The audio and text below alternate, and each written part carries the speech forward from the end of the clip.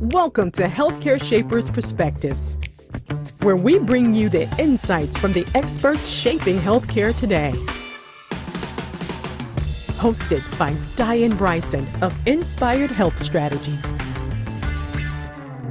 Welcome. This is Diane Bryson, your host for the Healthcare Shapers podcast series.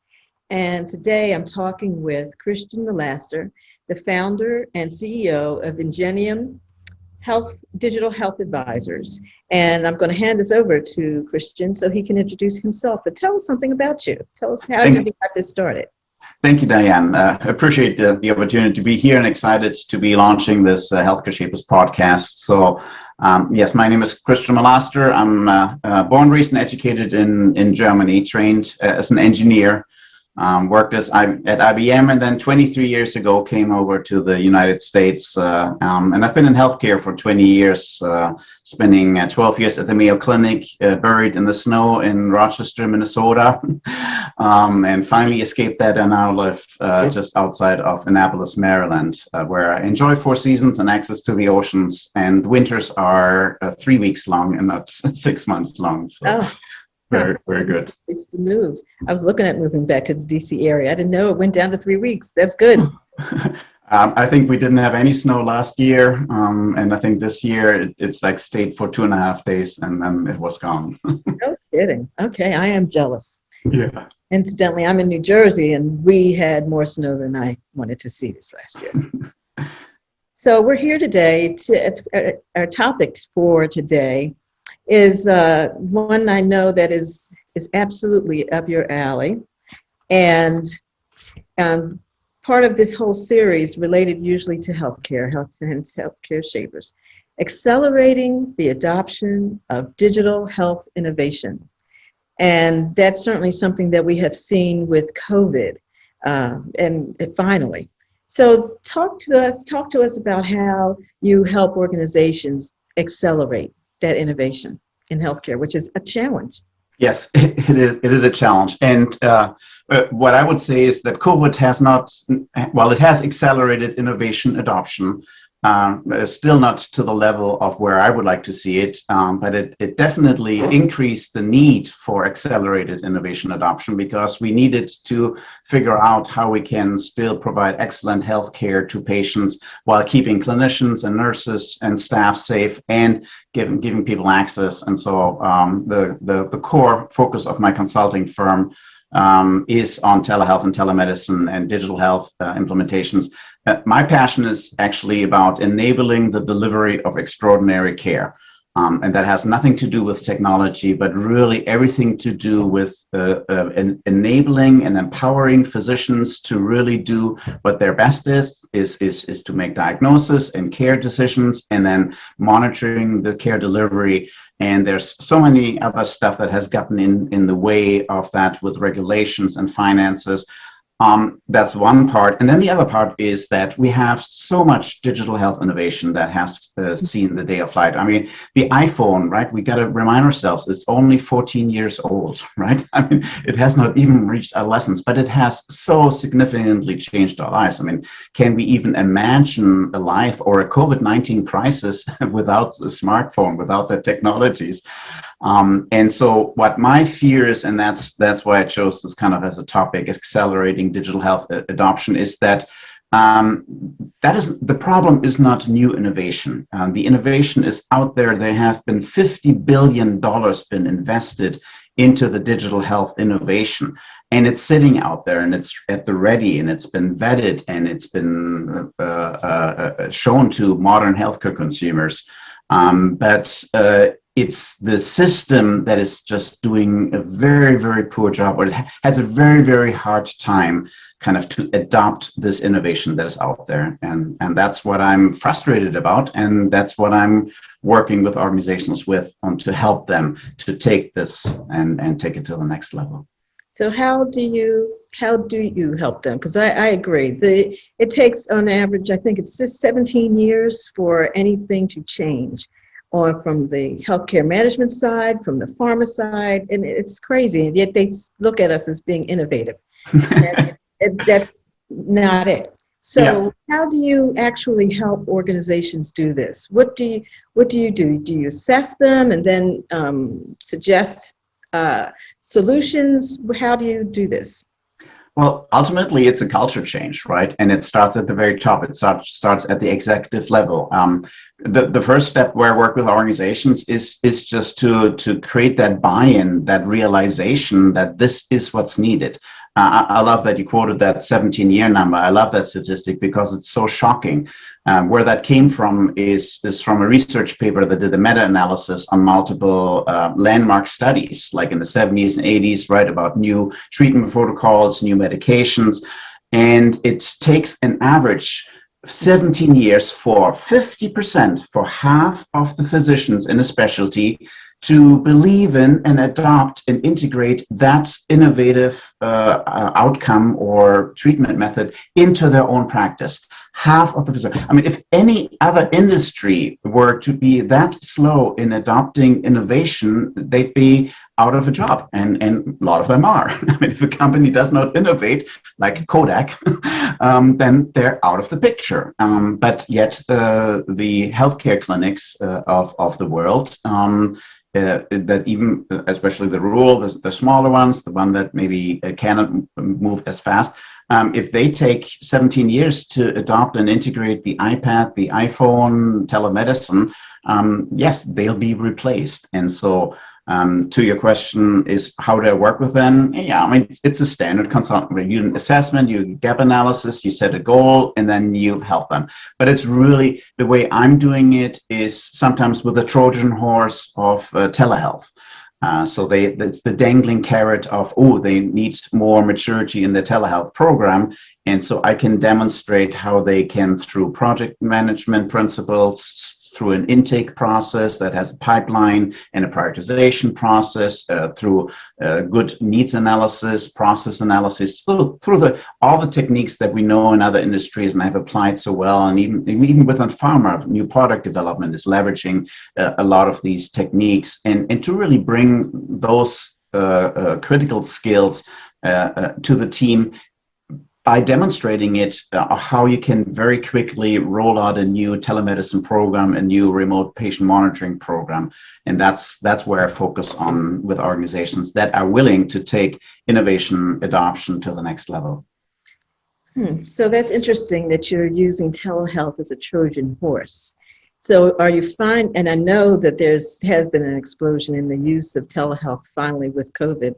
So are you finding that Trojan horse process is really working, that once they start peeling the onion of, oh, this is telehealth, that it really does help to open up their brains? And if it does, how does that happen? Do they just work? It doesn't happen occasionally. Again, this year has been so incredibly hard on healthcare.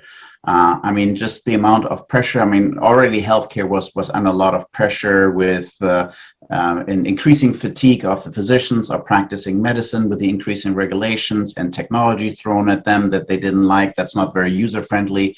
That's the EMRs that I'm talking about. And so they were already in a lot of pressure, and then you add to it COVID-19, and then you add all the stresses, and then the financial losses of all the service lines that usually pay the bills suddenly were non-existent. And so right now the listening is not there. But this is exactly why here in the spring of 2021 I want to start that conversation, and I want to plant the seed. Is like, look, what you have learned of how to quickly adopt during the COVID-19 health crisis are some of the skills that were externally forced on you are things that you can do in your own organizations. However, you cannot do it, as we know, we have this term, right, intrapreneurship, that a lot of other industries are using, that you have some entrepreneurially minded team inside an organization that can operate independently and can free themselves from the constraints of the larger organization. As I said, I worked 12 years at the Mayo Clinic. And so one time I had to go through 17 committee meetings to get approval for a nurse practitioner to take a picture of a pressure ulcer when they were changing the bandage.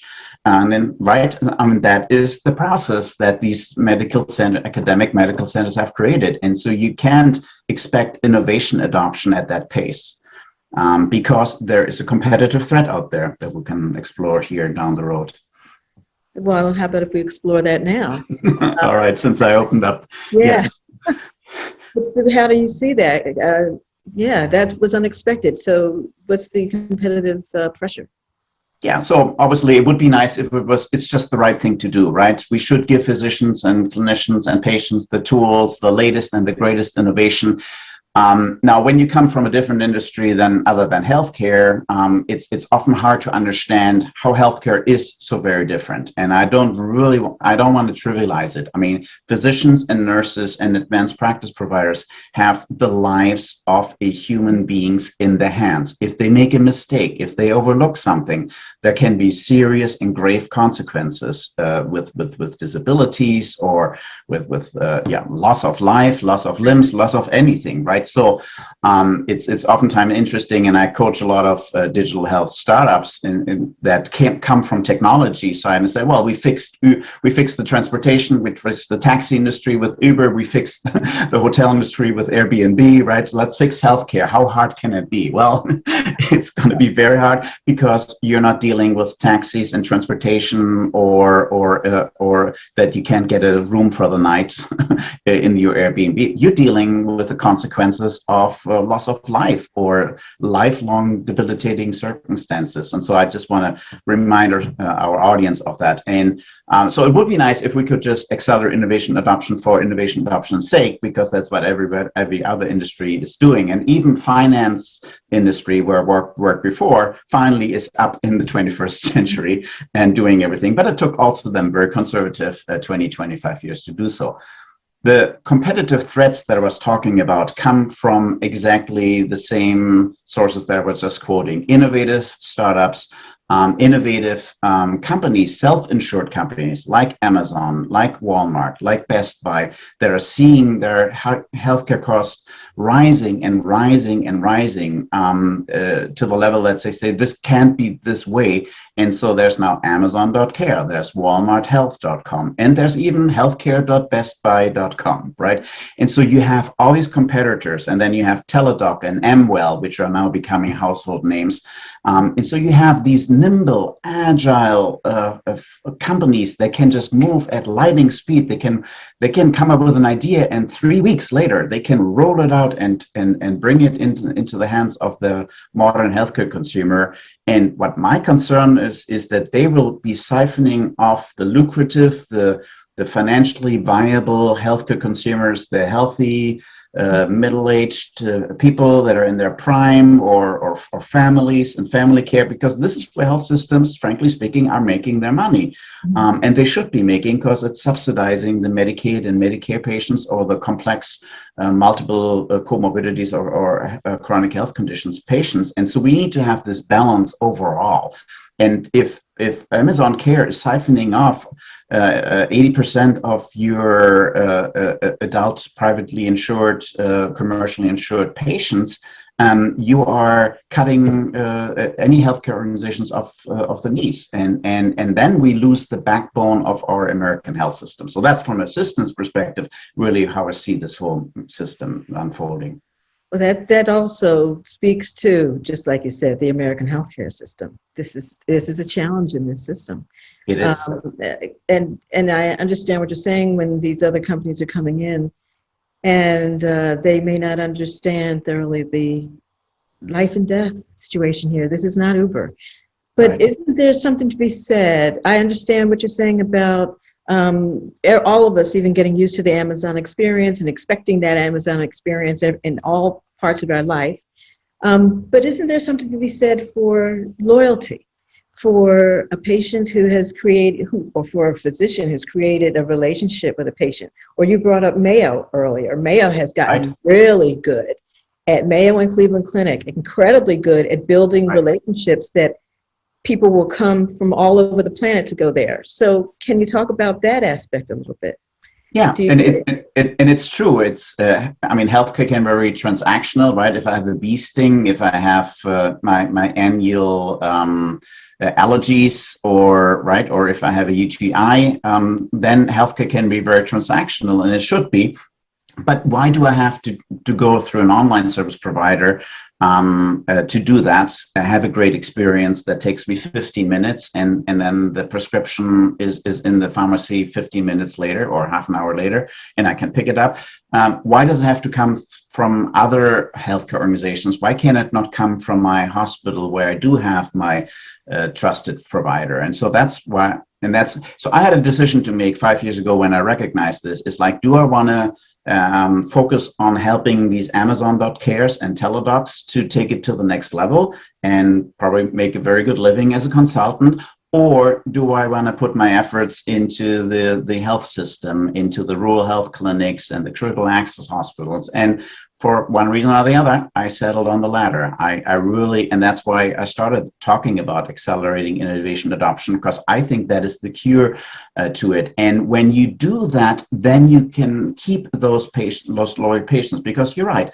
As we get older and we have some chronic conditions, I just fired my primary care provider. I'll still use them because I get paid through my insurance, but I just hired an integrative medicine physician that is cash pay, at best, because I'm going to get better care from him. Now, that was not a decision about telehealth and innovation, but that was, again, I voted with my dollars. I voted with my wallet on where to take my care so I can get a trusted resource. But a lot of the times for me, it's just convenience is to get the care. So, and we have less and less loyalty, right?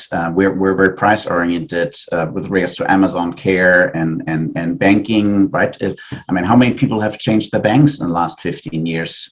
1 or 2 times, if it's more convenient. But then I think at least there is, it's interesting that you made the decision to go in this direction instead, because there is the opportunity to build that loyalty. Sure.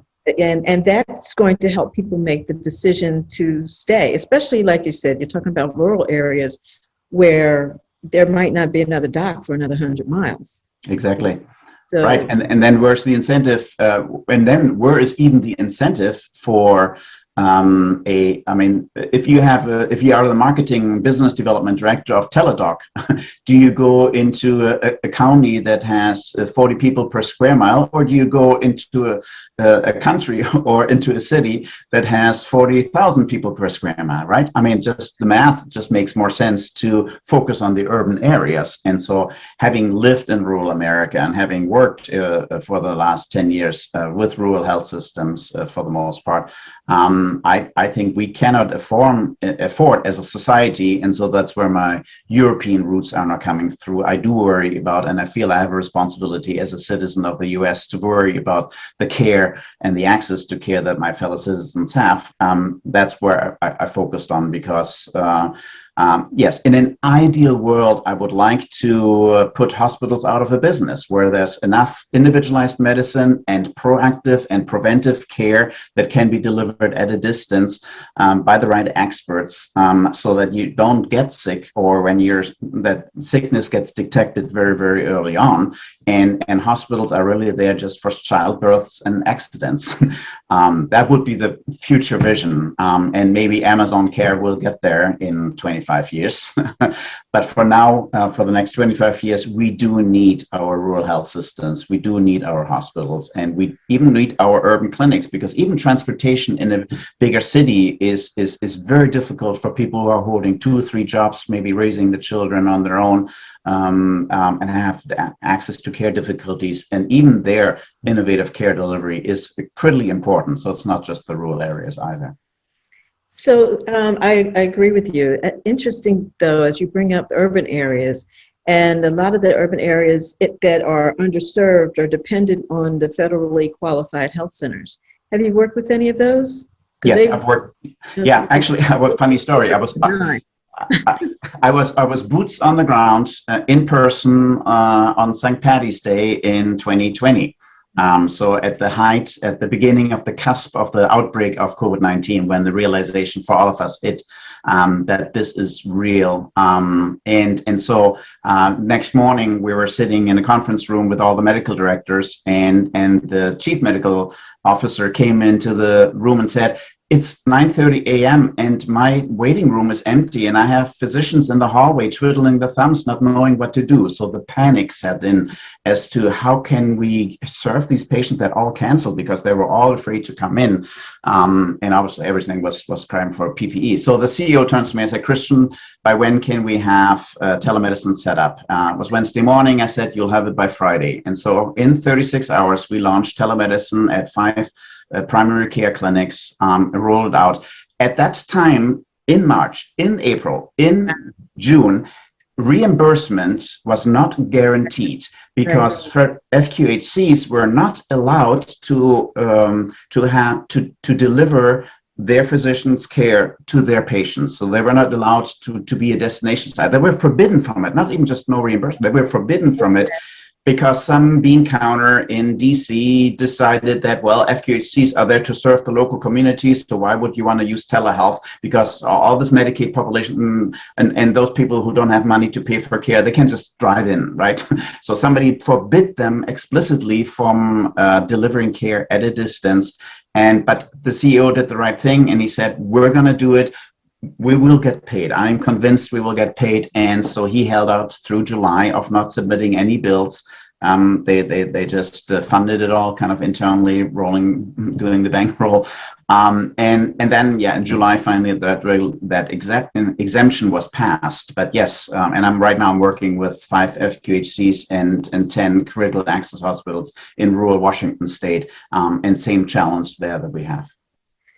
Wow, that's an incredible story. And you were able to turn them around in those few days. I mean, I've done work with FQHCs, and they work on very thin margins, and so that's fantastic.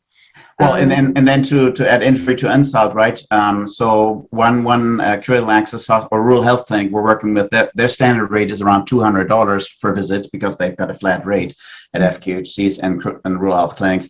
But for telemedicine, they're only getting paid $94.83. So even though it's the same effort, right? The physician still needs to come and still in the office. They're not going to close any clinics, so they're not going to save any money. So even if it's being paid for, it's paid for at less than half, at 40% actually, because it's over $200. And so that's another affront as to it's marginalizing, it's diminishing the value of telehealth and telemedicine. Because my comparison is always it's not in-person care versus telehealth. That's the wrong question. The question is no care or telehealth. That is the question. And in that scenario, in that race, telehealth wins all the time. I didn't realize that the reimbursement rate had dropped that much. Yeah. Interesting. So this COVID has helped to expose a lot of it's just in a lot of inequity in the healthcare system that many of us who work in it understood was there all the time, but now there's a huge awareness. So the changes that you're helping to accelerate have been accelerated a bit, like that. I admire that the decision of that CEO that said, look, we're going to make this work. Right. So now that finally at least some adoption is taking place, what do you see for the healthcare system in the US in the next 10 years? I want to see, and I'm hoping to see, and I've been waiting for the last 10 years to see a movement toward value-based care. Where we really look at outcomes, where this whole agony around fee-for-service just goes away, where we can give telehealth, telemedicine, digital health solution in general, put them into the hands of a well-trained, well-educated clinician on how to leverage those digital health tools, and then let them use it as a clinical tool. That's why I always say telehealth is a clinical tool that you as a physician can decide, and you should have the discretion to decide. Let's pick behavioral health. Some patients will do better when they're on the phone because they get just so self-aware when they're on video, and it just it raises their anxiety. Some patients, it will be better to be on video because you can bring them back in if they're glazing over, if they're not contributing, or if there's something going on in the background. Some patients will be better if you do asynchronous texting, if you can get them engaged by just sending a message when you will. And then when you get around to it, you engage in this asynchronous live conversation for 5 minutes and they're being helped. But right now, well, we don't get paid for texting. It's like, or I cannot have 2 visits back to back from day to day for the same reason, right? Because Medicare, Medicaid will only reimburse me once. So this whole idiocy of fee-for-service just needs to go away, and we need to find ways how to level the playing field and have capitated payments or with outcome measures and accountability.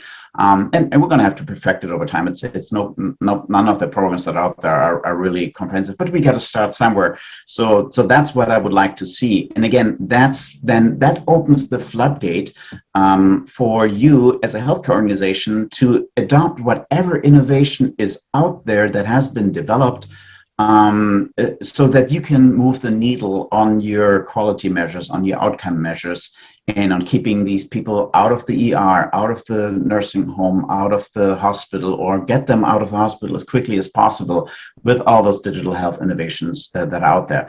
And so to prepare healthcare organizations for this world of value-based care that I want to see, that I will see, I just declare that right now, I will see value-based care, even if I need to move to Denmark. So that's the other alternative to resolve that internal conflict then with making that statement. Well, the ACA was a small step towards that. That was part of the goal. It is. And hopefully that will continue to evolve and help us get there.